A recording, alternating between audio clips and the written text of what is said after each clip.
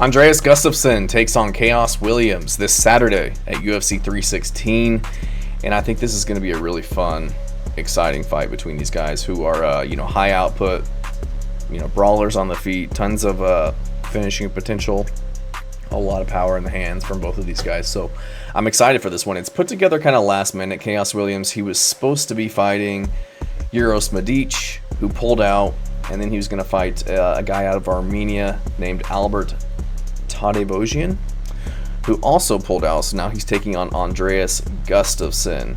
Gustaffson was supposed to fight last weekend against Jeremiah Wells, who pulled out. So then it was Trevin Giles, and then the fight eventually was canceled. So good to see both these guys getting fights. Honestly, it's got to suck to have your opponent pull out week of the fight after doing paying for a training camp and everything. So glad to see these guys get in there and get after it.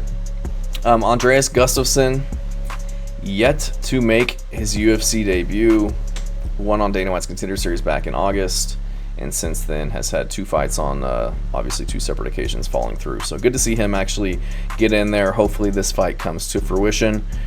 But was on the Greco-Roman wrestling Swedish national team, so he's got a really good grappling base, high pressure style, very aggressive on the feet, just kind of an animal. Has great cardio, able to grapple, clinch, throw strikes, take damage, deal damage, and just really continue to push a high pace. Throws heavy hands on the feet. He's not the most technical though. Can keep his chin high at times. Wings, kind of looping punches, not really straight down the pipe like we'll see coming from Khaos Williams, but very strong in the clinch, looking to deal tons of damage there with elbows and knees.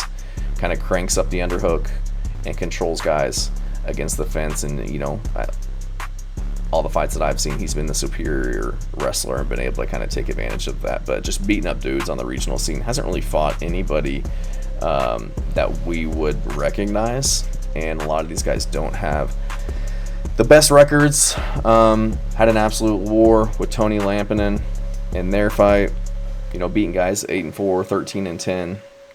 Pat Pitlick was pretty good. He was 9-1 in their Dana White Contender Series fight. But other than that, beat a guy in his fifth professional fight named Sean Lomas, who was 26-80. Like, how do you get that fight approved through an athletic commission? He is now 29-87.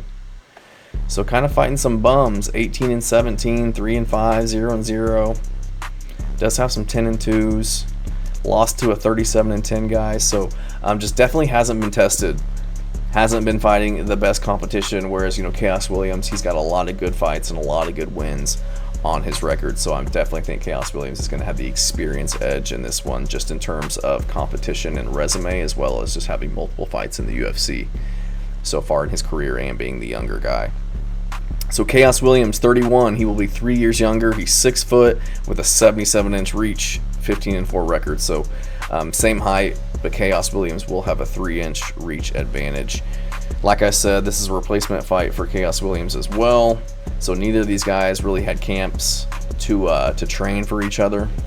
The switch up week of, they're probably just doing strategy sessions, not really being able to drill or really put together a game plan against each other, which obviously going to have its implications in this fight. But Khaos Williams, very powerful striker, got the kiss of death with his hands, puts guys to sleep.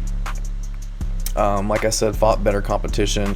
Took his last fight against Gabriel Bonfim on 3 weeks notice, which he lost by Darce choke, which I can excuse. Took it on short notice, and Gabriel Bonfim's just a stud.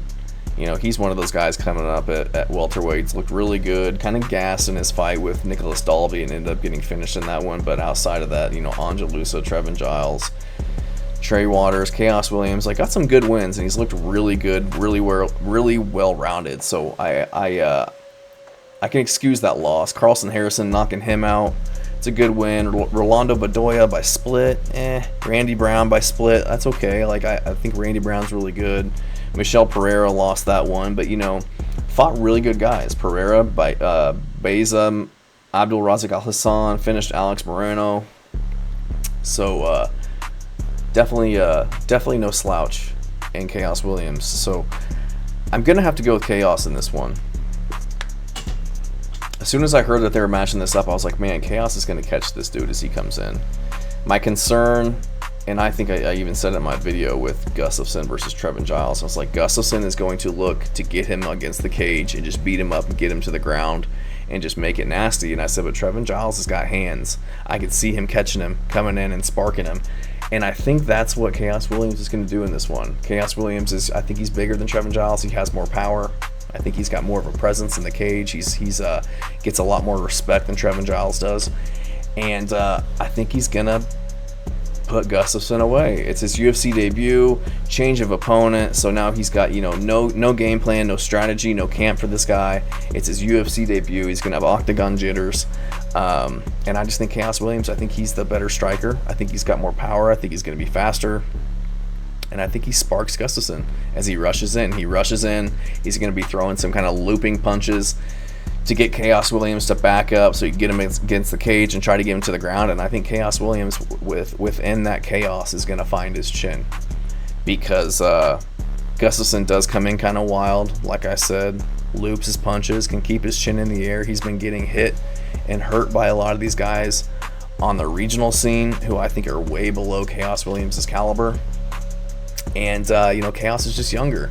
He's younger, doesn't necessarily have the momentum that Gustaffson does, but, you know, he beat 3 guys on the regional scene in Dana White's Contender Series. Khaos Williams was on a 2-fight winning streak before that. His last 2 losses were to Gabriel Bonfim and Randy Brown, who are very good fighters.